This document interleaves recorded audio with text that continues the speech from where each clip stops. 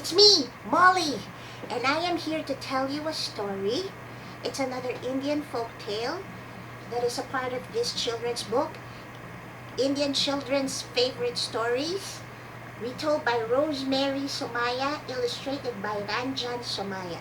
I didn't write this, so our title for today, the story for today is No Ordinary Lad, meaning no ordinary boy. The evil King Kamsa was greatly upset. He had been told that the boy who would grow up to kill him still lived, but he did not know where the child was. He consulted his ministers, who, being asuras or demons in disguise, advised him to kill all the newborn babies in and around the kingdom.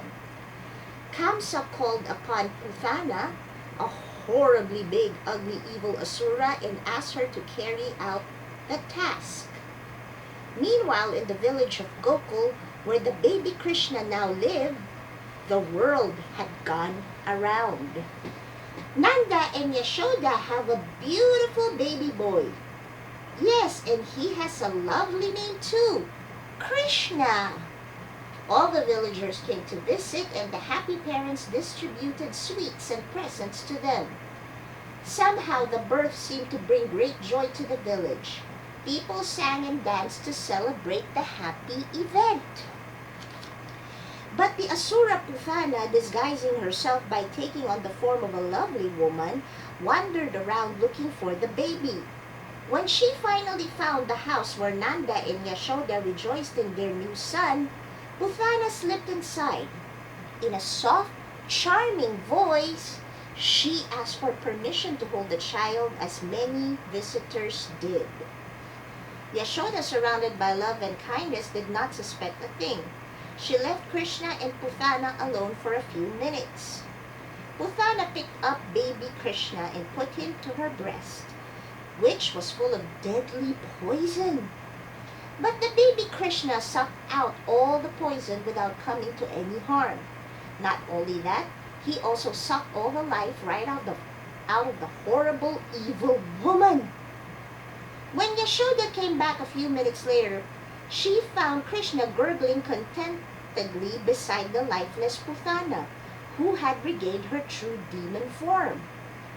People wondered at the power of this special baby. Soon Kamsa heard of the death of Puthana, but he was not about to give up yet. He sent another Asura, Trinavarta, who had the power to control storms and whirlwinds, to kill the baby. Krishna, the holy child, had a sense of the approaching danger. He sat on his mother's lap, but Yashoda found him suddenly becoming heavier and heavier. Finally, she could take his weight no longer. "Am I so tired?" she wondered. Gasping with the effort, Yashoda put Krishna down on the ground and went to call for help. Trinavarta, who had just arrived, turned into a whirlwind and began to raise a terrible dust storm. Huge swirls of dust and sand rose and filled the air. It got into everyone's eyes and blocked their noses. They struggled to cover their faces. Such a storm had never been seen before. Trinavarta lifted Krishna and began to fly higher and higher in the twisting, whirling sandstorm. But he found it difficult to carry the little boy, who was growing heavier and heavier. Krishna stretched out his chubby hand and clutched the throat of the demon, choking him. The Asura fell to the ground like a big stone, crashing down onto a rock, dead. The anxious villagers later found Krishna lying beside the lifeless body of the demon. Krishna grew up to be an adorable little fellow with shiny dark skin, chubby cheeks, and bright, beautiful eyes, like any doting mother. Yashoda dressed him carefully, and he always wore a beautiful peacock feather in his headdress. His favorite companion was his older brother Balarama, the seventh son, who had been whisked away to Gokul before he had even been born. The two boys were inseparable. But oh, Krishna was naughty. He would play every prank he could, but was so sweet afterwards that he could usually charm his way out of trouble. Still, there was many a time when he tried even the patience of his adoring mother. Yashoda and her friends were milkmaids who reared cows. All the milkmaids worked very hard every day, churning the extra milk into butter and making ghee. Now, Krishna loved milk, curds, butter, and ghee, and no matter how much his mother willingly gave him, he was always trying to get a little more. Krishna found ways to sneak into his house after his mother had chased him away from the pot of butter and sent him out to play with Balarama and his other friends. Not only that, he was more than happy to treat everyone else's home as his own. No matter what anyone tried, they could not hide butter or milk from Krishna. Soon, he was even drinking milk directly from the cow. "But mother, the cow willingly gave it to me," said Krishna. It was true after all. The cow had stood still, seemingly letting the boy drink his fill. Still, his poor mother soon got used to listening to a long list of complaints from all the neighbors. She chided Krishna, warned him, scolded him, and punished him. But no matter what she said or did, Krishna had an answer to everything. Krishna was Krishna. One day, just before a festival, Krishna kept getting in his mother's way.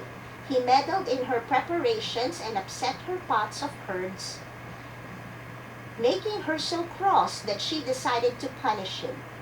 She tied him up with the rope to a large mortar, his hands behind his back. This mortar, a heavy piece of stone that was almost as tall as Krishna, stood outside the house and was to be used for pounding grain into flour.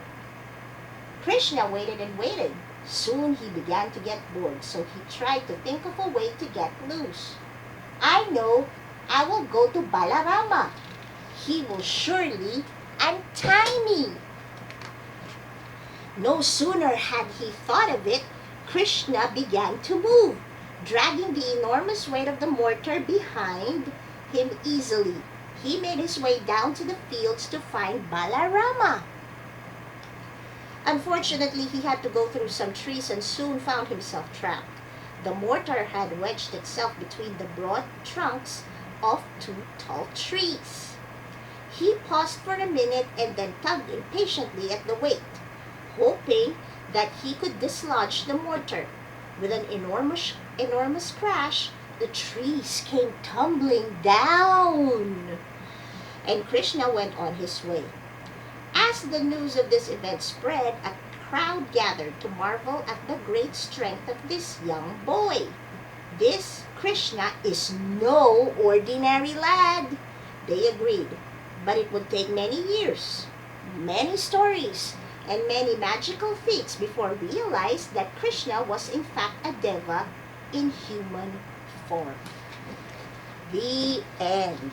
Well, that was Krishna. He's not an ordinary boy by any means, but just like some of you, you can be naughty. Well, I guess it's part of growing up, but please, please, please, listen to your parents, okay? So that you won't get scolded. Do the right thing, please. Thank you, and see you soon.